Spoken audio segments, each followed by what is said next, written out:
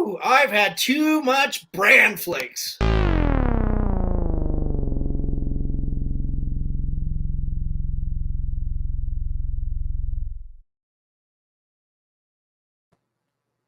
This is COFOH Live Undead. I am your host, Daniel Crosier, and I am joined by the amazing Scott Happel of Carnivale De Sensuale.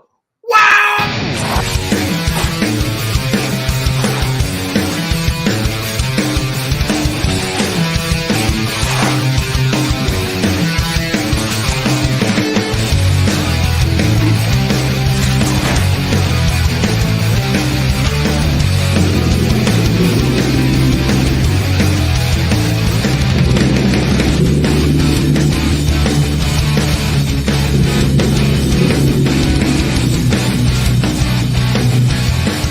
Something on my face.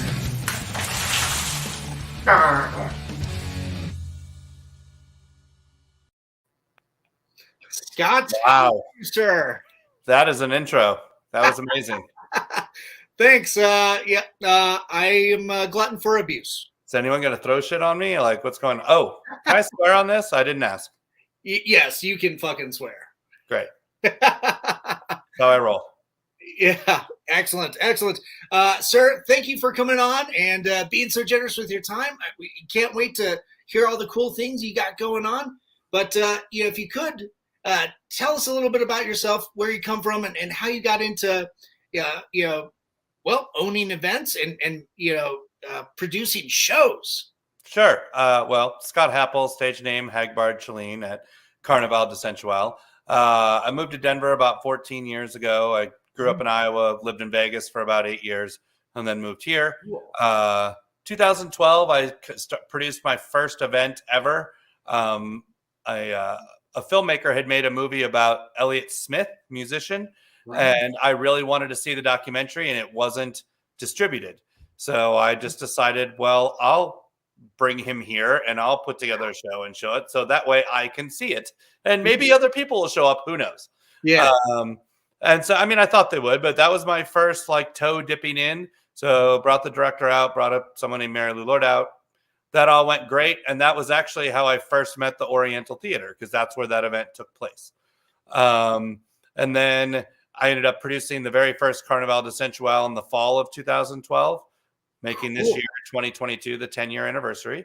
Yeah. And that was through that I met Jim Norris and Three Kings Tavern at the time, and kind of everyone I've ever gotten to know in Denver since then. Nice. Wow. That's amazing. Going from, putting together a film screening to Carnivale De Sensuale. And, it didn't feel different to me at the time. What I wanted to do was own a haunted house. That was actually my goal. And I had gone to multiple haunted house conventions. I had scouted locations. I was a ways down the road to opening my own haunted house. And then I decided that year in the spring of 2012, I was like, you know what? Maybe I should host a one-night Halloween themed event and see if I can get 500 people to come to that before I try to get thousands of people to come to a haunted house. So one night in my office, really drunk on Fireball, I came up with the name and concept. True story. Came up with the name and concept for Carnivale, and the rest is history. The first show was that fall. 2013, there wasn't a show because I bought a bar and decided that's what I was going to do. And then in 2014, I joined the Oriental Theater, and we needed some content. I'm like, well, I guess I could do that crazy show I did once. Yeah. And so the second Carnivale was in the fall of 2014. And we've had, it's been 4 or 5 shows a year in Denver every year since 2016. And we've traveled to Dallas twice a year for a few years before the pandemic hit. It's become quite a thing. Nice. Wow. It sounds like just a massive show with a fantastic following. We have the biggest audience for this type of show in Denver for sure. We sell out at about 500 to 550 people every time. So, ooh, man, that's awesome. Yeah, I know some of my friends like Dr. Bones and Tatiana Tatas has participated over the years. Absolutely. Dr. Bones is in the upcoming show as well. Oh, that's fantastic.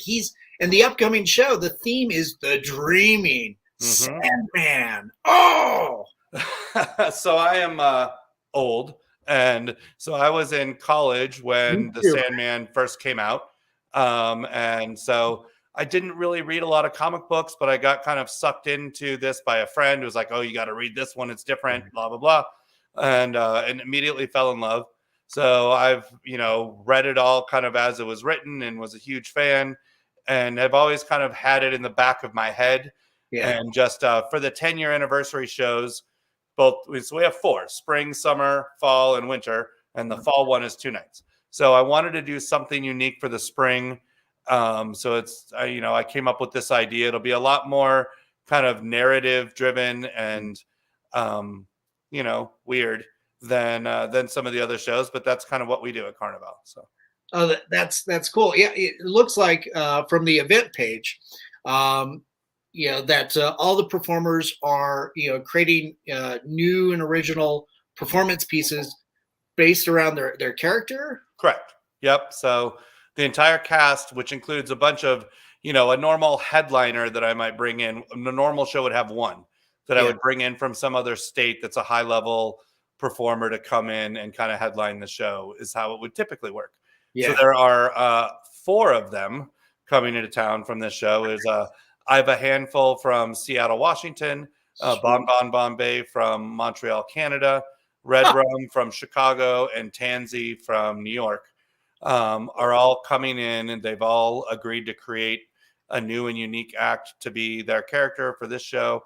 And then there's assorted other characters. We also have Matazad Can from Salt Lake City, Utah. We have Muff Jones from Boise, Idaho, and then some local performers filling out the cast. And it's going to be really, really cool. Man, that sounds absolutely exciting. It sounds like you've got such a great connection to the source material as well to draw upon.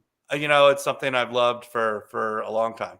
Yes. Yeah, yeah. Before we went live, you and I, were kind of chatting a little bit about Netflix is putting out the TV show and everything, and still don't know when that release date is. But there's an amazing audiobook on Audible as well too. Right. I think like James McAvoy is one of the voices on there. Sounds right. I don't know, but yes. Yeah. Oh, that's so cool. Is now for these shows, you've helped organize, put them together. Are you the MC? How does that work? So the very first show in 2012, I hired an MC because I'd never done it and didn't necessarily think that I could do it. But when it came back, I was like, you know what? I'm just going to try and see if it's something I can do or not. And I've been the MC ever since. Nice. So it's something that you really enjoyed. It's a lot of fun. It really is. And it keeps me more attached to the show. And it allows me to kind of put my own fingerprints on kind of how the show flows and feels. Nice. I think it's absolutely, fantastic that, it was your love of haunted houses. Yeah. That drew you to put this together. Is that something that, you think you're going to go back to? It's not. I now own or am a owner of 2 music venues, and my path has gone far down that road, and so I can't imagine going back to the haunted house idea again. But I get to do a lot of fun, weird stuff, and Carnivale actually lets me kind of be more creative with that aspect of what I wanted to do than probably a haunted house would have anyway. So I'm really happy with what I'm doing, and that seems great. Yeah, that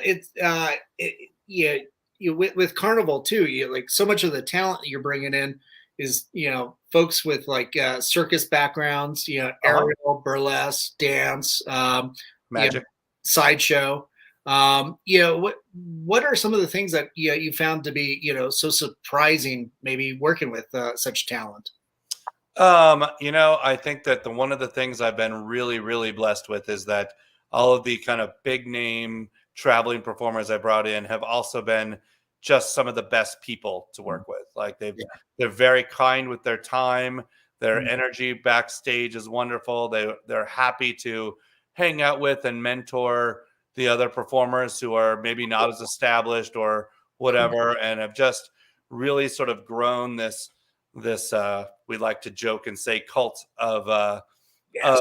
of really cool people that just enjoy the same thing and love to make art together and blow people's minds on stage as much as we can. Yeah. Oh, that's so cool. It's really great to have that camaraderie and that that community, especially around even just a performance. Yeah. That's pretty sweet. Do you ever get like people attending those shows? Like, hey, how do you learn? I don't know if you get this, but I do.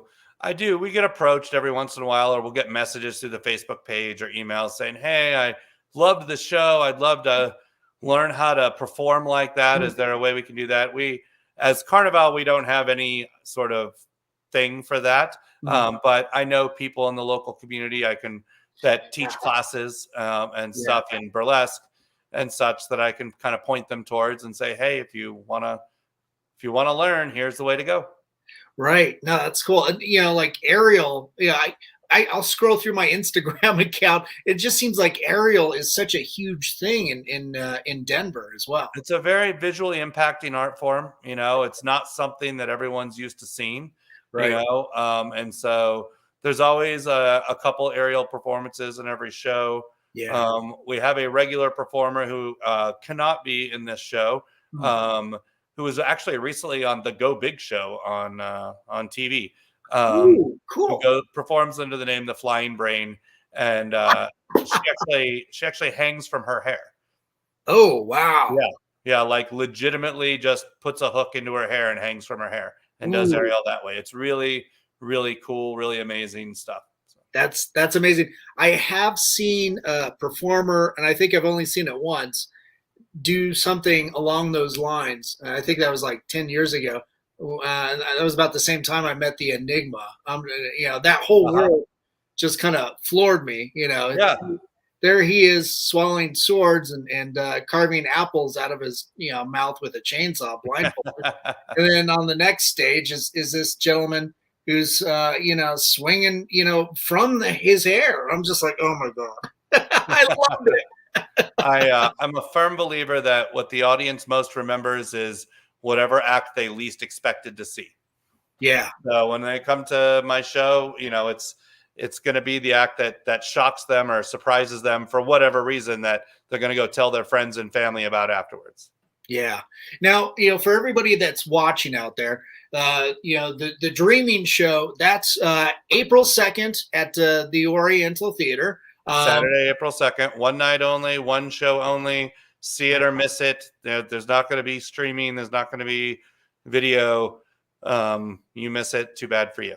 Yeah. Oh man, what a great way to come back out after a pandemic.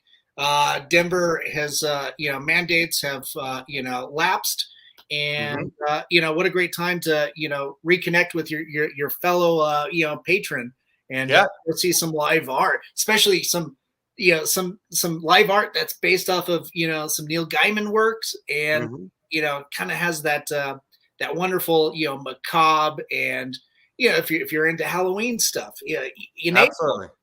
April, that's the stuff I'm really drawn to, and it seems like so many of your themes are Halloween or horror themed of sorts, right? We're definitely a show that enjoys being weird and dark. We play on various Halloween themes. We play on various occult themes a lot. We've actually held a black mass that the local satanic temple told us was too satanic. So we sort of wear that as a badge of honor. That's awesome. It's all in good fun for us. It's all in the name of art and entertainment. I don't know that any of us take anything we do that seriously, but we enjoy creating art and challenging the audience, and giving them a show that is not at all what they expect to see if they just go to a generic burlesque show. Yeah, man, that's awesome. What is there? I mean, you've listed a lot of fantastic things, and the fact that it's such a big show. What what do you really put forth, or you focus on to really set yourself apart, from so many of the local burlesque shows? And there's quite a few. There's a lot, and there's a lot of really good art in that space being made in town, and a lot of the local performers are in Carnivale over the years. So, Right. I think what makes Carnivale different is is a little bit our commitment to being weird and to sort of expanding the idea of what a burlesque show can be or should be. Yeah. I am not a big fan of anyone who uses the sentence burlesque is ... Because I just think it's a meaningless sentence. I think if you're doing amazing performance art on stage, there's no one thing that has to happen to make it be burlesque or not be burlesque, right? Right.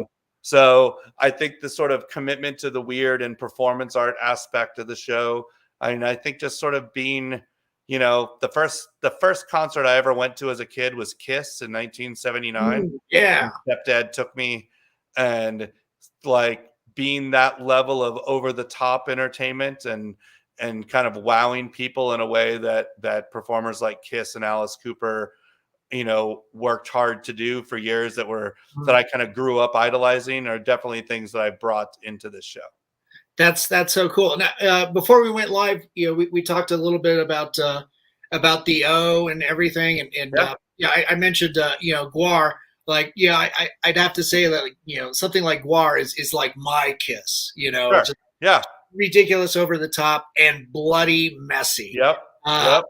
And it was so great for me personally to be able to come out, go to the O, and see Guar, and kind of reconnect with other patrons. It's like, oh, I forgot what because I've been kind of I've been cooped up here. Yeah. We've all been cooped up for a long time, and now kind of finally taking the first steps out and being in that first crowd of people, and just kind of feeling that energy. Feeling during the pandemic, there were times when we were able to do very limited capacity shows. Right. And Carnivale sold out at 550 people every show for 10 years. So we haven't performed in front of a crowd of 100 people ever as Carnivale. But during the pandemic, we had to keep people safe and spread out and follow all the rules. And so those crowds still brought amazing energy, and we were all so happy just to perform and be able to feel that. But hearing the roar of 550 people is noticeably different than 100 people, and it's very exciting. Yeah, that's awesome. In this upcoming show, this is in April. You had one. Was it just after New Year's or something? No, the last Carnival was our Krampus, our holiday show. It was the first Saturday of December. Nice. Yeah. Were you able to have a full capacity show at that time? We were able to have a full capacity show. It sort of landed right in between, Delta going away and there not being any big rules. We did have a vaccine mandate in place, but we were happy to do that. And before Omicron kind of took over, so we randomly landed in that window where we were able to have a full capacity show in December, as well. Yeah. Nice. That's so cool. Yeah. So it sounds like you really miss that camaraderie and the noise that the crowd brings. The energy and the noise. A lot of most, if not all of our traveling headliners have come off stage and said, "Holy crap, that's the loudest crowd I've ever heard," and that's kind of what we go for. Awesome. Yeah. With some of the traveling performers. Do you bring them back from time to time? Yeah, I absolutely do. So as we're celebrating our 10-year anniversary, all of the headliners that are coming back for these 4 shows will be people that have headlined at some point over the last 10 years. Oh, so cool. So I have a handful was here to headline the spring in 2018, I believe. Tansy has come a few times. Bon Bon has come a couple of times. Red Rum has headlined more shows for us than anyone else. As both Tansy and Red Rum and Bon Bon all went to Dallas with us as well. So it's kind of taking the chance to bring back all of our favorite people and do the thing. Nice. That's so cool. The some of the fun things with, I think, like burlesque performers is the characters that they create on stage. I right away draw comparisons to like wrestlers, which Sure. Lucha Libre and Laughs at the O, and there's such like bigger than life personalities and characters, as well as the action and that show, the jokes that go with it. But I draw a direct parallel to those burlesque performers and those performers at those type of shows as well. Well, the history of the two art forms is intertwined. Right. Back in the olden carnival days, Yeah. in the 20s and whatever, a traveling carnival would have wrestling matches and would also have burlesque. And so they were kind of people that traveled together with old timey circuses. So. Oh, that's cool. So strange question. Would you ever, entertain the idea of like having a wrestler come over and do some kind of weird performance wrestling match thing? I mean, as long as it wasn't from Nick Gossard's group, because they're terrible. We have talked and done a little co-promotion. We have not figured out the right way to make that happen exactly. We have had one of our performers went over. Fanny Spankings did a performance in the ring at one of the Lucha Libres and Laughs a couple years ago. Oh, cool. But we have not found kind of the right way to incorporate a wrestler into Carnivale, but we talk about it sometimes. Yeah. Oh, that's so cool. Yeah, you mentioned that you guys travel to I think Dallas a couple times a year. We traveled twice a year in 2017 and 18. Nice. And did February 2019. Or no, I'm sorry, 18 and 19, right? The 2 years before the pandemic.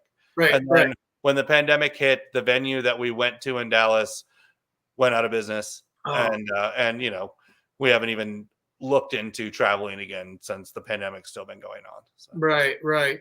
Yeah, I was just curious what when you were doing that, what was the like the audience and crowd response? It was interesting. Texas is a different place in the world. Okay. And so I think we did a good job of finding our fellow weirdos in Dallas, but we definitely had more people that came expecting to see a more traditional burlesque show than we gave them. Sure. And so that was sort of fun. Yeah, that's great. Well, at the very least, you gave them a bit of an education that, Yeah, we definitely had some people walk out, which is perhaps surprisingly one of my favorite parts of the evening. That's definitely not necessarily a bad thing. Yeah, you already gave us your money, so if you want to leave, that's up to you. Yeah, there you go. Nice. Well, it gives you a little bit more elbow room for the patrons that are really there. Sure. There you go. Yeah, that's so cool. Yeah, have you guys, with things, starting to lift, with mandates and everything like that, have you entertained the thought of, traveling, doing more touring? I haven't thought about it yet. It's just been I want to get through the 10-year anniversary year. Sure. I've been doing a lot of planning with bringing back as many of our favorite people as possible and making each one of these shows special and a little more big and more over the top than even a normal show. So that's kind of my focus for 2022. And then we'll see what happens after that. Nice. Yeah. Let me shut this off real quick. But here's the lovely poster of for the Dreaming show in April. Who did the art for this? Or this is a photograph that's been manipulated. That is Dr. Bones. Dr. Bones created the photograph himself, and then our marketing person, took that photograph and made the poster out of it. Yeah. Oh, that's awesome. I think this was from a previous show, like the Halloween show. I think that is from the Halloween show. Yes, it is. Oh my God, it's such a huge cast. I love the O because it's such a big stage and a huge presence. Yep. So yeah, that was from one of the nights of the Illuminata show that we did October of 2021. Nice. Oh, that's so cool. Mm-hmm. Yeah, with this being, the 10th year and everything, what other themes are you guys playing with for the remaining shows of the year? So I'm not doing anything so narrative. This show is going to be, the Dreaming show is going to be a very sort of uniquely narrative and probably a little more performance arty and odd than a typical show. As we, my goal is that we're going to have loosely outlined the story of Dream. That, I think that if you are familiar with the source material, you'll get all of the ticks, and if you're not, you'll leave with a kind of Cliff Notes understanding of what happened. Yeah. Right. And that's all that's important. The performances are still amazing, whether you know the character they're based off of or not. Right. So that's the goal for this one. The summer show is going to be country western themed. Cool. Because why not? Because it's the summer. Right. Why not have an excuse to wear cowboy hats? Yeah. And then the fall show is just going to be, there'll be a little Halloween tinge to it, but it's mostly going to be, my goal is to make it kind of a greatest hit show and really try to fill that with a lot of the best acts that we've had over the years. And then our winter show is always called Krampus, and it's kind of our twisted holiday show. That's cool. Yeah. I suspect for Krampus, you got a couple Krampuses. Dr. Bones is our Krampus. Oh, nice. Yes, and Dr. Bones is the best Krampus you'll ever have. So you can get photos with Krampus at any of our Krampus shows. God, that's cool. So it sounds like you've got an incredible full plate, before you. Yes. Well, it's going to be an amazing year. Every show is going to be. I mean, they're all great. I don't look back and think that any of them weren't awesome. But just from the pure amount of big name performers that'll be coming to visit this year, these shows are going to be, at a special level that an average show is. Nice.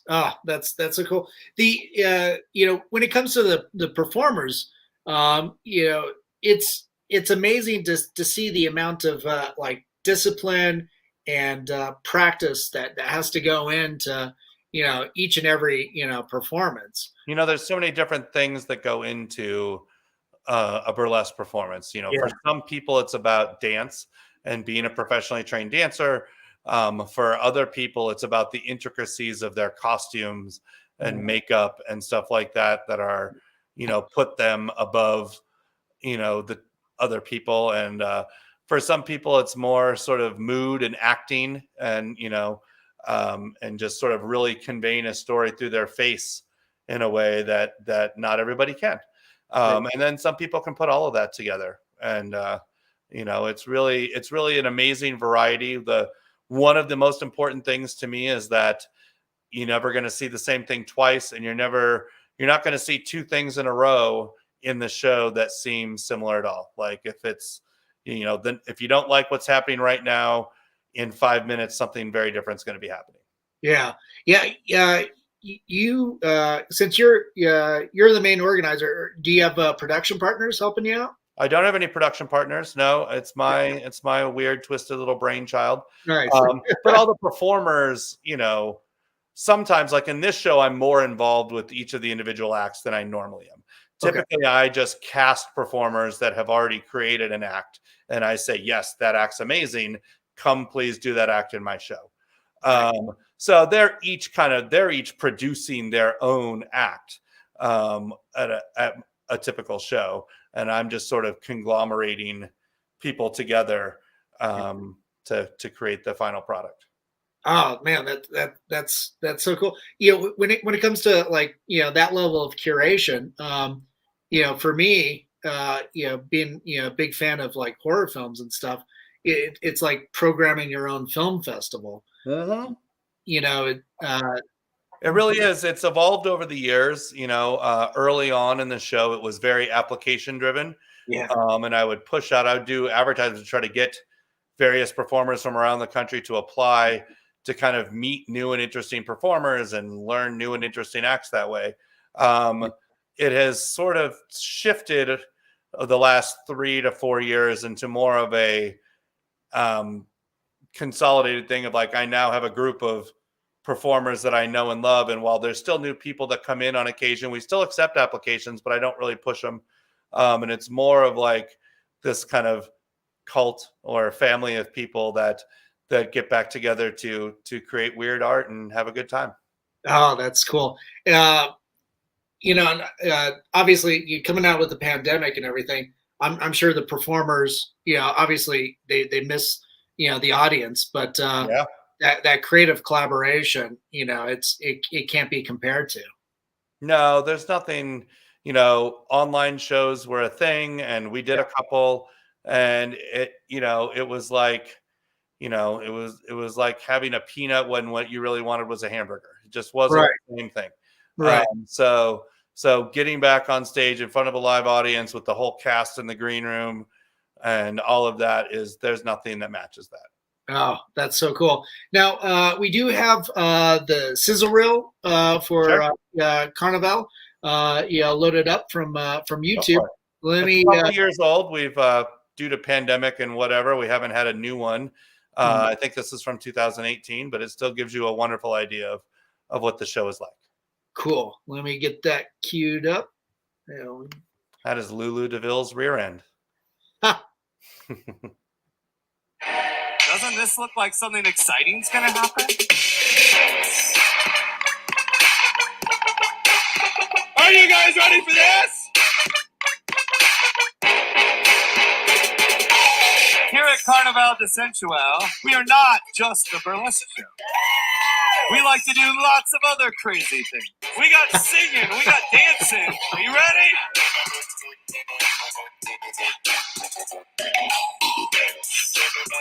Are you ready to go crazy? Apparently I just scream a lot. Yeah.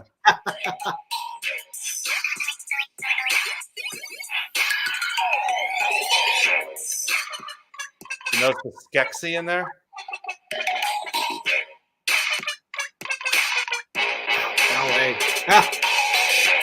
But there's another major part of the show that involves a great deal of danger. Are you ready for some of that? Nice.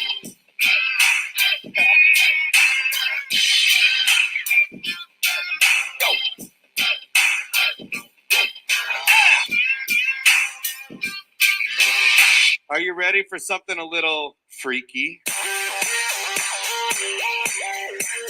You come here to be turned on and freaked out a little bit, right?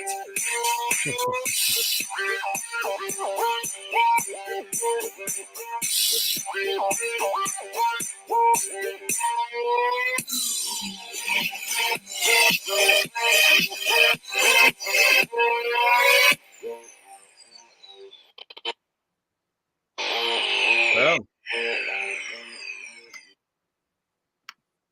Yeah, that's us, all right. No, it looks like such a big fun time. Even watching that, it seems just like a kind of a smaller Circus Soleil of sorts. Sure, I think Cirque du Soleil is classier than we try to be in certain ways, and is also give me $1 million budget and I could create a show a little more like that, I suppose. But yeah, it's in our own way, that's what we're going for. Oh, that's fantastic. The I can't wait to for more people to to catch the show, catch the lineup, especially since it's 10-year anniversary. I mean, that's a long time to do anything. It's kind of unbelievable to me that I've been doing it for 10 years. Like you don't feel like that much time has gone by, and then one day you look at the calendar and realize it has. Right. It's it's absolutely amazing. Any new concepts or anything that you want to introduce to the burlesque and circus performance world? To me, it's a little bit basically just what I said earlier of like, I think that that the use of the word is in describing what any sort of art form is doesn't make any sense to me. I don't want to hear what painting is or what sculpture is or is not. And I don't want to hear what burlesque is or is not. Like, go on stage and make some magic happen. And that's all that's important. And like, that's what I want. And my whole goal is to give people a stage where they feel safe to create the weirdest, most over the top art that they can and want to. And the crowd has always loved it and always responded. And those who don't, can fuck off. I love it. Yeah, that's fantastic. Yeah, I think that's also, such an important thing is having those safe spaces for creative people to investigate and to try new things, and give it that platform, to see how people respond, what the audience respond, what their co-performers are doing as well. Yeah. That's fantastic. The and with this lineup around the dreaming, the themes that play into like Sandman, Neil Gaiman's Sandman, and everything that you're able to extrapolate. I'm also really curious, what the costumes are going to look like. Obviously, we got a little bit of a hint with the poster art, featuring Dr. Bones as Dream, which I should have recognized because of his tattoos, right? Sure. I think that anyone who comes is going to be very happy. If you come to this as someone who's never been to Carnivale but who loves the Sandman, I think that you will be very happy and impressed with the work that everyone has done to convey the themes and characters from those stories that we're going to tackle. And where all of the endless and basically all of the main characters are addressed and dealt with in the show. And I think that everyone is going to be really happy. Nice. Now, with that too, I think there's potentially another level where people that might not be familiar with the source material might be intrigued enough to go out. And it will go. I'm confident that it'll go both ways. There will certainly be Carnivale regulars who come to the show with no concept of what the Sandman is or whatever. And I sort of purposely called it the dreaming instead of something more spot on, right, to allow it to be a little more open. I definitely appreciate that, because I was like, oh well, if you call it the Sandman, it's a little too on the nose, right? Correct. That was my thinking anyway. No, that's fantastic. With the other shows too, are you drawing on any particular influence or inspiration, or is this is the first and only show we've really done this. We one time back in 2018 we did a special show with Red Rum from Chicago in conjunction with her that was called Satanic Panic. And it was not a traditional Carnivale show. It was all based around the idea of Satanic Panic largely from the 80s, but in its various forms. And in that show, I emceed in the persona of being Alex Jones. So that was both weird and fun. I have, along with a weird interest in various things, I've always had a weird interest in conspiracy theory stuff. I don't believe any of it. I just find it sort of fascinating, and recent events of history have begun to taint my enjoyment of that, because I never thought anyone would know who Alex Jones was. I knew who Alex Jones was when he broke into Bohemian Grove in 2000 or 99 or whenever that was, but he was just a crazy guy on the small wave radio in Texas.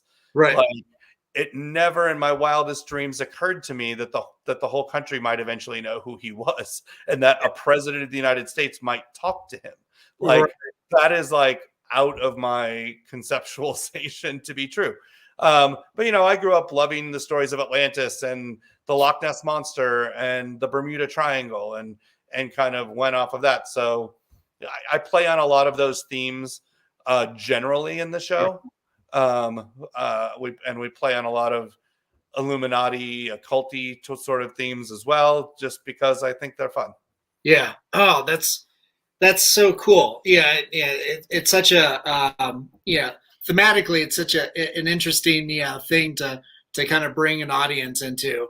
I'm curious to see if you would ever consider doing like a kind of a dinner theater version at some point.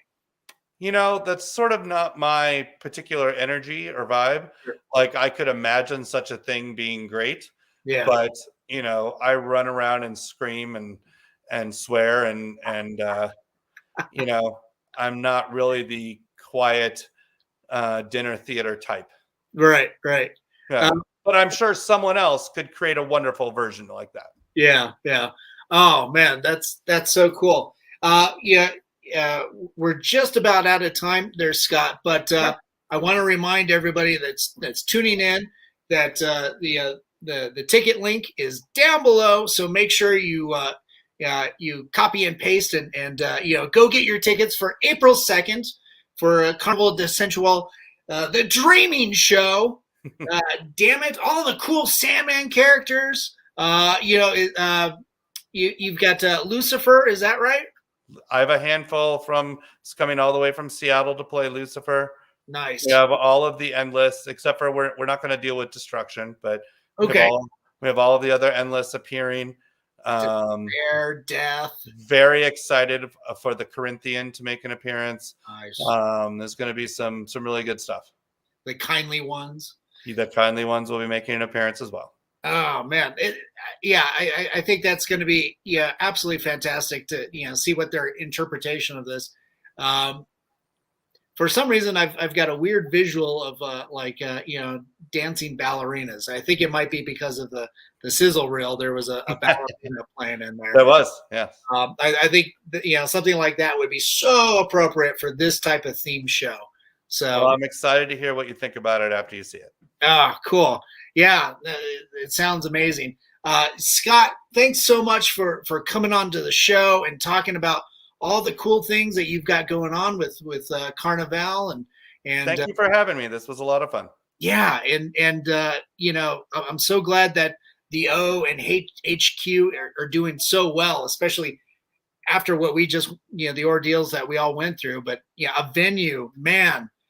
Yeah, it wasn't easy, but as the song says, we're still standing. So yes. Oh, and thank God for that, because mm-hmm. we need places to congregate and enjoy, art in a big community. Yeah, absolutely. And we need independently owned spaces so that AEG and Live Nation don't take over the world. So right. Oh, yeah. Thanks for all that you do, Scott. Make sure to hang around for a few minutes while we sign off. But okay. To everybody that tuned in, thanks so much for tuning in. And we want to give some acknowledgments to all our sponsors and friends.